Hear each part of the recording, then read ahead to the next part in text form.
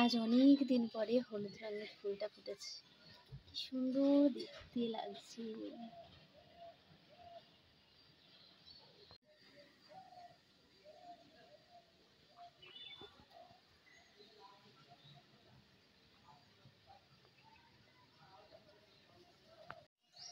So hello friend, good morning, welcome back to my channel Subesh ক্রিয়েশনে সবাইকে স্বাগত। আশা করছি সবাই ভালো আছো, সুস্থ আছো। সকালবেলায় মামার টিপটা পরিয়ে দিয়ে চলে গেল। সেদিনে কত করে বললাম লাল টিপটা দাও, লাল টিপটা দাও, দিল না। আজকে আবার পরিয়ে দিয়ে চলে গেল। এখানে বসেছি আনাজটা কাটবো। এখন বাজে প্রায় 9:30 তো বেজেই গেছে, 9:45 বাজতে যায়। তো এখন থেকে ব্লগটা শুরু করলাম। ঠান্ডাটা এবছর সেরকমভাবে পড়েনি, জানি না এখনো ঠান্ডাটা কবে পড়বে। যদি জানুয়ারিতে পড়ে তো মুশকিল হয়ে যাবে। তো জানি 25 ডিসেম্বরে। হ্যাঁ মা, তুমি টিপ বার করেছো, আমাকে এই টিপটা পরিয়ে দিয়ে গেল। কি বড় একটা টিপ, এত বড় টিপ পরি না আমি।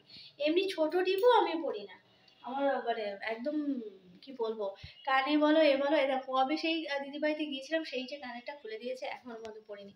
আমার খুব একটা সাজগোজ ভালো লাগে না, আমার সিম্পল থাকতে বেশি ভালো লাগে। হ্যাঁ, মাঝে মাঝে একটু ইচ্ছা হয় কোথাও বেরোলে টুকটাক একটু কাজের একটু লিপস্টিক এইটুকু। হ্যাঁ বলো। টিপ আবার কি ঠিক করবো? টিপ ঠিকই আছে তোমার। কোনটা?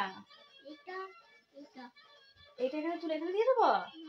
দাঁড়াও, কোনটা তুলতে হবে বলো।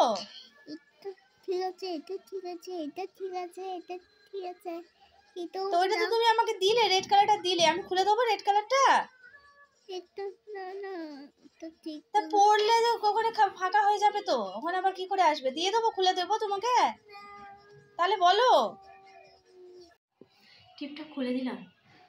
এমনি ভালো পড়তে ভালো লাগে না, শুধু নষ্ট করে কি হবে। আর ও সেই ফাঁকা হয়ে গেছে এ করছে।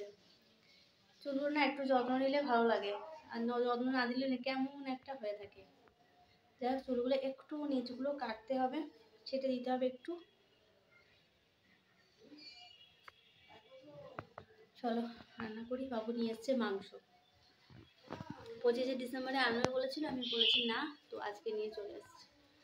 তো মাংসটা রান্না করব। দই রয়েছে, একটু ম্যারিনেট করে রাখি। ও ম্যারিনেট করলে কি আর, ওর তো আবার ভাজতে লাগবে।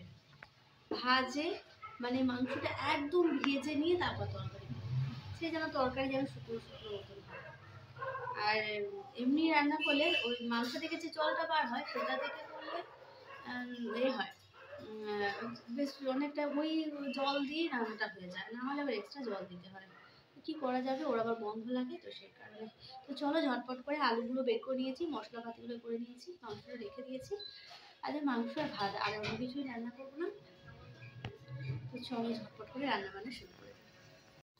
আমার এই ছোট্ট মিনি আঁচটা ধরিয়ে দিলাম। প্রচুর হাওয়া হচ্ছে, ওপরে বসাই যায় না। যাই হোক, একটা আমার একটু হাওয়া দিতে লাগে না, এত সুন্দর হাওয়া হচ্ছে, সুন্দর করে আঁচটা ধরে যায়। কি দারুণ দেখতে লাগে সাদা ধোঁয়াগুলো।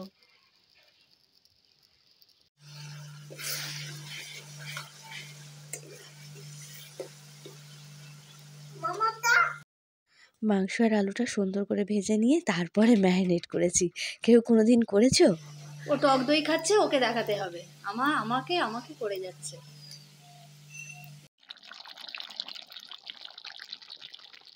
তরকারি একদম কমপ্লিট, কালারটা বেশ সুন্দর এসছে। চলে বা স্নান করে নেওয়ার পালা। স্নান করতে যাওয়ার আগে একটু এই ফেস প্যাকটা ইউজ করলাম, অনেক দিন করা হয় না, হয়ে ওঠে না। আর ওই যে তিলটা দেখো, দিনে দিনে যেন বড় বড় লাগছে। করলে তো হয়, কিন্তু এই যে মাঝে মাঝে ব্রণগুলো বেরিয়ে পড়ে। একটু অয়েলি স্কিন হয়ে গেলেই ব্রণ হয়, আবার একটু হয়ে গেলে না করলে আবার ড্রাই হয়ে যায়। তো চলো একদম স্নান টান করে নিয়ে এসেছি, ওদিকে বাবুও চলে এসেছে, ওরাও একটু স্নান টান করে নেবে, নিয়ে তারপরে খাওয়া দাওয়া। রাত্রে আবার একটুখানি চিকেন রেখেছি, পকোড়া করবো। দেখি তার রেসিপিটা আবার একটু দেখতে হবে, পকোড়া রেসিপিটা। বিস্কুটের গুঁড়ো তো সেরকম বিস্কুট তো নাই, ব্রিটানিয়া বিস্কুট নাই, পার্লেজি বিস্কুটটা কি হয় জানি না, দেখা যাক। গুঁড়ো করে নিয়ে পুডিংটা করলেই হলো। তাতে কর্নফ্লাওয়ার আর ইয়ে দিতে হবে, ডিমটা দিলে মোটামুটি পুডিংটা হয়ে যাবে। দেখা যাক, চেষ্টা তো করি। এমনি পকোড়া করেছি, কিন্তু চিকেন পকোড়া করা হয়নি। তো চলো, সন্ধ্যাবেলা করতে করতে এখন 2টো বাজে। আমার এখন আজকে দিতে হবে, ইউটিউবে ভিডিওটা আমাকে অন করতে হবে। ফিরে এলাম একদম সন্ধ্যাবেলায়। তো সবাইকে জানাই শুভ সন্ধ্যা। এই যে সন্ধ্যাবেলায় একদম পকোড়া ভেজে নিয়েছি, জানি না কেমন হয়েছে, কালো কালো লাগছে। এদিকে সসটা ফুরিয়ে গেছে, খেয়াল ছিল না। বাবু একটু আগে নিমকি ঝুড়ি বাজার কিনে নিয়ে এসছে, এটা মনে ছিল না। তাই ওকে বললাম, ও বলে আমি আর যাবো না। লাস্টে আমি নিজেই গেলাম, গিয়ে নিয়ে এলাম। এই যে সস না হলে ভালো লাগে বলো, বেশ ভালো লাগছিল। তো আজকের এই চিকেন পকোড়া খেতে খেতেই আজকের ব্লগটা শেষ করব। ফিরে আসবো আরও একটা সুন্দর ব্লগ তোমাদেরকে উপহার দেওয়ার জন্য। বাবুর সাথে খুনসুটি হচ্ছিল, ও বলছে এইসব খেয়ে আমার অম্বল হবে।